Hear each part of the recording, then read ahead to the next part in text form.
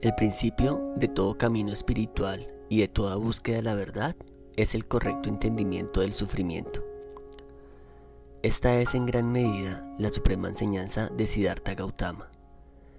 Es a partir de esta conciencia del sufrimiento que se despierta un proceso que desencadena en la iluminación. Esto en el caso de Buda, pero también en el caso de todos los seres humanos, si seguimos su doctrina, puesto que, como se explica en el llamado tercer giro de la rueda del Dharma, todos los seres humanos tienen una semilla de iluminación. Es el sufrimiento lo que se transforma en sabiduría. Para utilizar una metáfora de la alquimia, el sufrimiento es la materia prima que el alquimista transformará en oro. Las cuatro nobles verdades son el fundamento de la filosofía budista y marcan de hecho la iluminación del Buda. La tradición explica que el Buda histórico, Siddhartha Gautama, decidió peregrinar por la India en búsqueda de conocimiento, luego de que al salir del palacio de su padre, donde estaba resguardado en la realidad decadente del mundo, observó a una persona enferma, a una persona muy vieja y a un muerto. Siendo estas experiencias las semillas de una búsqueda que acabaría en la comprensión de que el mundo es esencialmente sufrimiento. Después de aprender todas las técnicas ascéticas de concentración y control mental que podían aprenderse entre las diferentes sectas del subcontinente indio, y sin estar satisfecho, el Buda decidió sentarse bajo la higuera sagrada y no levantarse hasta entender la causa del sufrimiento. Las cuatro nobles verdades son la sustancia de la iluminación del Buda, haciendo lo que hoy podríamos describir como una ciencia interna, basada en una impecable autoobservación. En un acto de profunda introspección, el Buda atestiguó el Dharma en su propio cuerpo, la experiencia interna de la ley del universo, de la impermanencia, de la vacuidad y la inexistencia de un ser individual fijo. Esto produjo un estado de sabiduría, que es la integración misma a esa ley. Uno se convierte en aquello que conoce. Después de la experiencia de despertar bajo el árbol de la iluminación, Buda inició sus enseñanzas, haciendo el primer giro de la rueda del Dharma en el parque de Venado en Varanasi, Benares. Se dice que este giro de la rueda de la ley no puede ser detenido, ni por dioses, demonios, reyes o cualquier ser vivo, puesto que la ley es superior a todos, es la realidad misma del universo. Ante los monjes congregados, el Buda comunicó las cuatro nobles verdades. Primera, la verdad del sufrimiento, dukkha. La primera verdad es que el nacimiento, la vejez, la enfermedad, la muerte son sufrimiento. La unión con lo que es desagradable es sufrimiento. La separación de lo que es agradable es sufrimiento. No obtener lo que uno quiere es sufrimiento. En breve, los cinco agregados sujetos al apego son sufrimiento. Segundo, la verdad del origen del sufrimiento. La segunda verdad es que el origen del sufrimiento es el deseo, a veces traducido como avidez, tanta en Pali. Es el deseo lo que recicla la existencia, acompañado de placeres y deseos. Desear el placer, desear la existencia, desear la exterminación conducen al sufrimiento. La tercera, la verdad de la cesación del deseo. La tercera verdad es que la cesación del sufrimiento es el desapego, la renuncia a este deseo. La cuarta es la verdad del sendero. La cuarta verdad es el óctuple sendero, la perspectiva correcta, la intención correcta, la palabra correcta, la acción correcta, el correcto modo de subsistencia, el esfuerzo correcto, la atención correcta, la concentración correcta. Al descubrir esto con sabiduría, penetración y luminosidad, Buda proclamó que se había liberado y que quien consiguiera este entendimiento en toda su extensión podía también proclamar su iluminación. La tradición señala, la primera noble verdad, la verdad del sufrimiento, debe ser entendida. La segunda verdad, la verdad del origen del sufrimiento, o el deseo o la avidez, debe ser abandonada. La tercera verdad, la verdad de la cesación del sufrimiento, debe ser realizada. Y la cuarta verdad, la verdad del sendero debe ser desarrollada. El óctuple sendero se divide en 3 pilares: moral, concentración o purificación de la mente y sabiduría. El fundamento de este sendero es que, como experimento científico, es replicable, constituye un método probado para liberarse de la rueda del samsara y dejar de producir el karma. La ley de la originación dependiente y su aplicación en los 12 nidanas o factores condicionantes mantiene que es a final de cuentas la ignorancia la que genera el karma, lo cual a su vez genera toda una serie de condiciones concatenadas, incluyendo el cuerpo mismo, y las cuales derivan finalmente en el renacimiento y en el sufrimiento.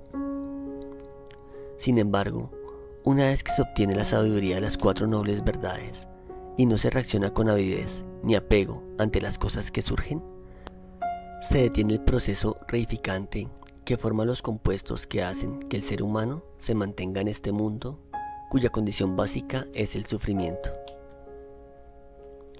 Una vez expuesto este sencillo y sublime esquema que constituye la piedra angular de una filosofía que en sus más de 2500 años ha promovido, quizás como ninguna otra, paz mental, autoconocimiento y compasión, podemos ampliar lo dicho por el Buda con algunos comentarios de otros maestros budistas. Y es que el budismo puede medirse en su integridad y en su valor, por lo que ha cosechado desde aquella semilla en la conciencia de Siddhartha Gautama hasta todo un linaje de maestros y meditadores que han actualizado las enseñanzas y han mantenido viva la llama del Dharma. El maestro zen vietnamita Thich Nhat, en su libro No Mood, No Lotus, señala: cuando primero escuchas que el sufrimiento es una noble verdad, podrías preguntarte, ¿qué tiene de noble el sufrimiento? El Buda se refería a que si podemos reconocer el sufrimiento y asimilarlo, y ver profundamente sus raíces, entonces podremos abandonar los hábitos que lo alimentan, y al mismo tiempo encontrar un camino a la felicidad. El sufrimiento tiene sus aspectos positivos, puede ser un excelente maestro. Aunque no podemos evitar el sufrimiento en la vida, podemos sufrir mucho menos si no regamos las semillas del sufrimiento dentro de nosotros. ¿Estás en conflicto con tu cuerpo? ¿Rechazas o castigas tu cuerpo? ¿Realmente has logrado conocer tu cuerpo? ¿Te sientes en casa en tu cuerpo? El sufrimiento puede ser tanto físico como mental, o ambos, pero todos los tipos de sufrimiento se manifiestan en alguna parte del cuerpo y crean tensión y estrés.